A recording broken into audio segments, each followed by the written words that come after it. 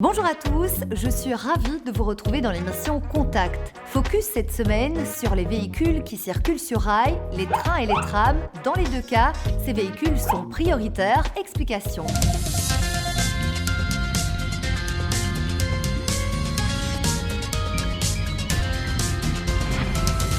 Priorité aux trains et aux trams. Ils circulent sur des rails, du coup impossible pour eux de contourner un danger, ce que peuvent faire une voiture ou encore un vélo. Autre explication, les distances de freinage sont nettement plus longues pour ces véhicules. Deux raisons principales, le poids tout d'abord. À titre de comparaison, une voiture pèse un peu plus d'une tonne, alors qu'un tram vide de 22 mètres de long avoisine les 33 tonnes. Ensuite, leurs roues en métal, vous allez le voir, au moment de s'arrêter, c'est beaucoup plus compliqué.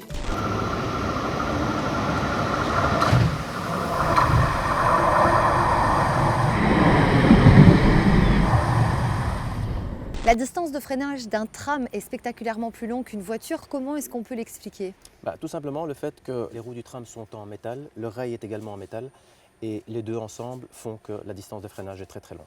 Et lorsqu'un tram circule à 30 km/h, quelle est sa distance de freinage alors ? C'est très difficile à dire directement. Il y a beaucoup d'éléments qui rentrent en jeu à ce moment-là. Tout dépend s'il pleut, si le tram est plein, le temps de réaction également du conducteur. Il doit faire attention aux voyageurs qui sont à bord parce que quand il applique les freins d'urgence, le freinage est très très très sec. Mais on dirait qu'il faudrait plus ou moins 30-35 mètres pour immobiliser un véhicule.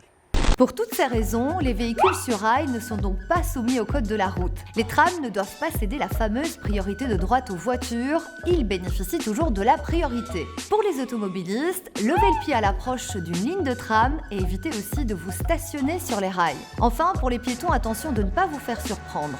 Olivier, à l'approche d'une voie de tram, à quoi doivent faire attention les piétons ? Alors ici, on est dans le cas particulier où on a tout d'abord un passage pour piétons classique où le piéton a la priorité et puis des voies de tram. Et le piéton pourrait être tenté de se dire, puisque j'ai priorité ici, j'ai aussi priorité une fois que j'arrive aux voies de tram, ce qui est faux bien entendu. Donc ici, à l'approche d'une voie de tram, je ne peux pas y aller ? Non, en fait, s'il y avait des feux pour stopper le tram, je pourrais parfaitement m'engager, mais si il n'y a pas de feu, donc le tram a la priorité absolue sur les piétons. D'accord. Et donc on attend patiemment que le tram soit passé. Est-ce que la priorité est absolue pour les trams ? Alors le tram doit quand même s'arrêter pour les injonctions des agents qualifiés et les feux. Donc ici on a un passage sans feu, donc c'est aux piétons à laisser le tram passer. Voilà, aucun tram des deux côtés, on peut enfin passer. Voilà pour les trams, parlons à présent des trains. Rien que pour le premier trimestre 2019, 16 accidents se sont déjà produits au passage à niveau. Un chiffre particulièrement élevé, il est donc essentiel de respecter les règles de base, sinon vous risquez une amende très salée. C'est une infraction de 4e degré, mais c'est surtout votre vie qui est en jeu. Frédéric, on va revenir sur une des campagnes de sensibilisation la plus importante finalement pour vous. Pourquoi c'est important de ne pas franchir le passage à niveau quand il est fermé ?